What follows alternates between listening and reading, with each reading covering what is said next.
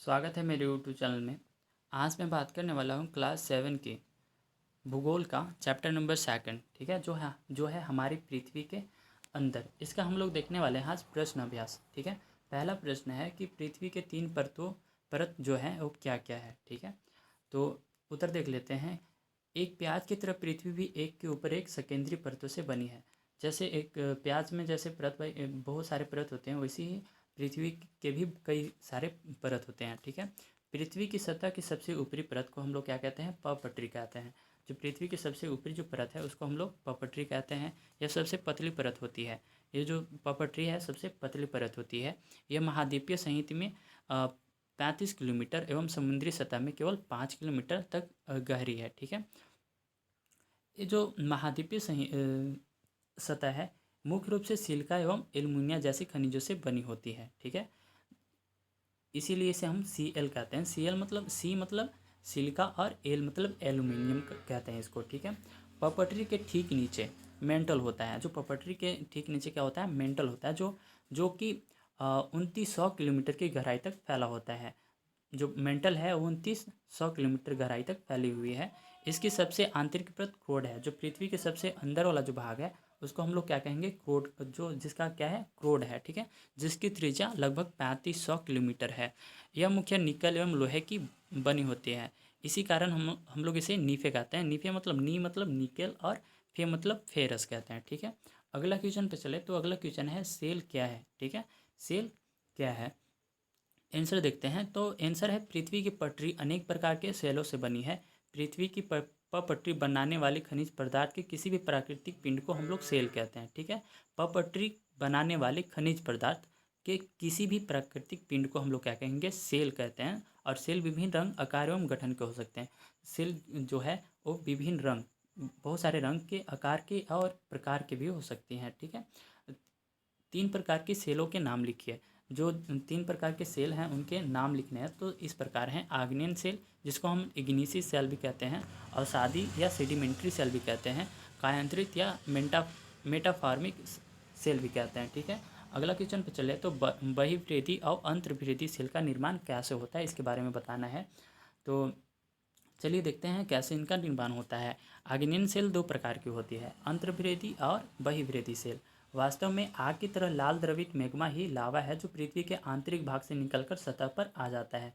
जो लाल द्रवित मैग्मा है वो जब पृथ्वी के सतह पर आता है तो वो तेज़ी से ठंडा होकर ठोस बन जाता है। ठीक है, इसी कारण बहिर्वेदी सेल का निर्माण होता है। ठीक है, अगला है कि इनकी संरचना बहुत महिल दानों वाली होती है। ठीक है, उदाहरण के लिए बेसाल्ट, जो बेसाल्ट है ये बहिर्वेदी सेल का ही एक उदाहरण है। अब देखिए, द्रवित मैग्मा कभी कभी भूपटरी के अंदर गहराई में ठंडा हो जाता है, उसको वो सतह पे नहीं पहुंच पाता। इस प्रकार अंतर्वेदी सेल का निर्माण होता है। ठीक है, धीरे धीरे ठंडा होने के कारण ये बड़े दानों का रूप ले लेते हैं, जिसमें ग्रेनाइट मुख्य है। ग्रेनाइट ऐसी सेल का एक उदाहरण है। ठीक है, अगला क्वेश्चन पे चले तो अगला है सेल चक्र से आप क्या समझते हैं इसके बारे में बताना है आपको। किन्हीं निश्चित दशाओं में एक प्रकार के सेल चक्रीय तरीके से एक दूसरे में परिवर्तन हो जाते हैं। साइक्लिंग तरीके से क्या हो जाता है? एक दूसरे में परिवर्तन हो जाते हैं। एक सेल से दूसरे सेल में परिवर्तन होने की इस प्रक्रिया को हम लोग क्या कहते हैं? सेल चक्र कहते हैं। तो देखिए सेल चक्र कैसे कैसे होता है कि द्रवित मैग्मा ठंडा होकर ठोस आग्नेय सेल बन जाता है। जो दहकता हुआ जो मैग्मा होता है वह किस में परिवर्तन हो जाता है? ठोस आयनियन सेल में परिवर्तन हो जाता है। ये आयनियन सेल छोटे छोटे टुकड़ों में टूटकर एक स्थान से दूसरे स्थान पर स्थानित मतलब पहुंचा दिए जाते हैं, जिसको हम लोग क्या कहते हैं? अवसादी सेल भी कहते हैं। और ताप एवं दाब के कारण ये आग्नेयन एवं अवसादी सेल कायांतरित सेल में बदल जाते हैं। और ताप और अ, दबाव के कारण ये आग्नेयन और अवसादी सेल किस में बदल जाते हैं? कायांतरित सेल में बदल जाते हैं। अत्यधिक ताप एवं दाब के कारण कायांतरित सेल पुनः पिघलकर द्रवित मैग्मा में बन जाते हैं। यही द्रवित मैग्मा पुनः ठंडा होकर ठोस आग्नेयन सेल में परिवर्तन हो जाता है। ऐसा साइक्लिंग हमेशा चलते रहता है। ठीक है, अगले क्वेश्चन पर चले तो सेलों का उपयोग क्या क्या होते हैं? सेल का उपयोग सो देखने वाले हैं। तो आंसर देख लेते हैं। सेल विभिन्न खनिजों से बनी होती है। खनिज मानव जाति के लिए बहुत महत्वपूर्ण है। जो सेल जो है वो बहुत सारे खनिजों के मिलने से बनते हैं, और जो खनिज है वो मानव जाति के लिए बहुत उपयोगी है। ठीक है, कुछ का उपयोग ईंधन की तरह होता है, जैसे कोयला हो गया, प्राकृतिक गैस एवं पेट्रोलियम। इसका उपयोग हम लोग किस में करते हैं? ईंधन के रूप में करते हैं। इनका उपयोग उद्योग, औषधि एवं उर्वरक में भी होता है। जो प्राकृतिक गैस है, पेट्रोलियम है, कोयला है, इनका उपयोग किस में होता है? औषधि और उद्योग और उर्वरक में भी होता है। ठीक है, जैसे लोह, एल्युमिनियम, सोना, यूरेनियम आदि सब क्या किस में होता है? उद्योग, औषधि और उर्वरक बनाने में काम आते हैं। ठीक है, सेल हमारे लिए बहुत उपयोगी होते हैं। इनसे हम लोग क्या क्या बनाते हैं? सड़क बना लेते हैं, घर बना लेते हैं, इमारत बना लेते हैं। ठीक है, अगला क्वेश्चन पे चले तो अगला क्वेश्चन है कायांतरित सेल क्या है? ठीक है, कायांतरित सेल क्या है, इसके बारे में जानने वाले हैं।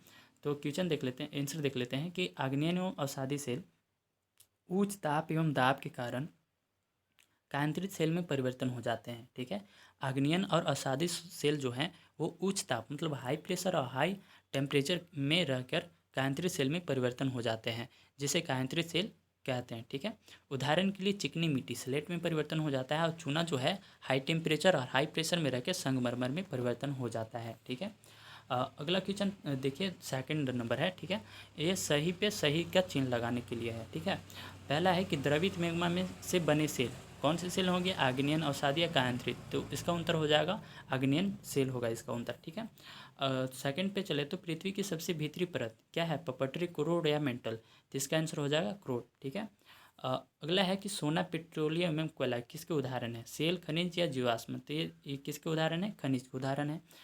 अगला क्वेश्चन है कि सेल जिसमें जीवाश्म होते हैं, अवसादी सेल होता है, कायांतरित सेल होता है या आग्नेयन सेल होता है? तो इसमें आंसर हो जाएगा क्या?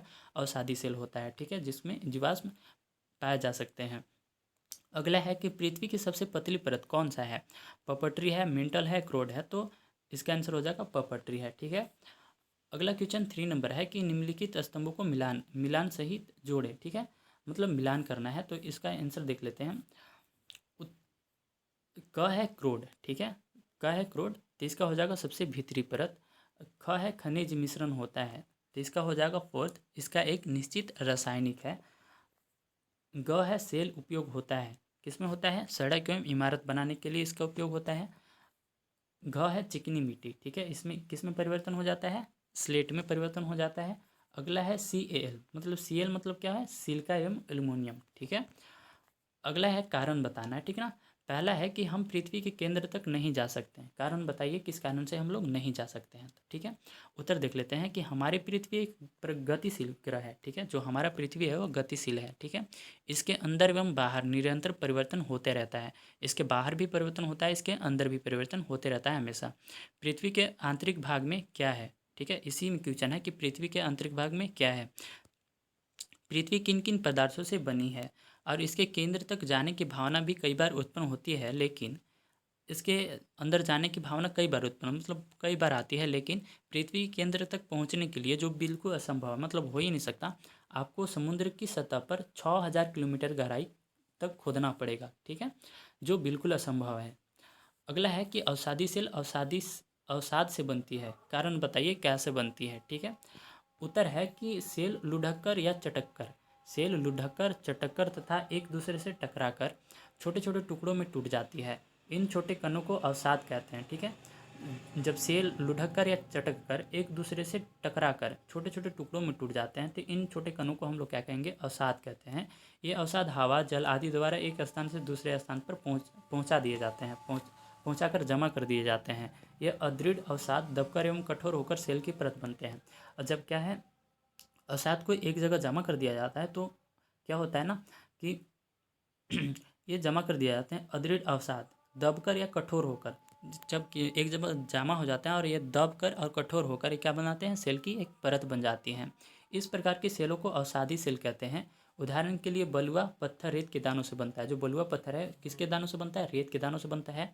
इन सेलों में पौधे, जानवर एवं अन्य सूक्ष्म जीव जो कभी इन सेलों पर रह रहे होंगे, जीवाश्म भी कहते हैं उनको। ठीक है, अगला है कि चूना पत्थर संगमरमर में बदल जाता है। कारण बताइए क्यों, कैसे बदल जाता है?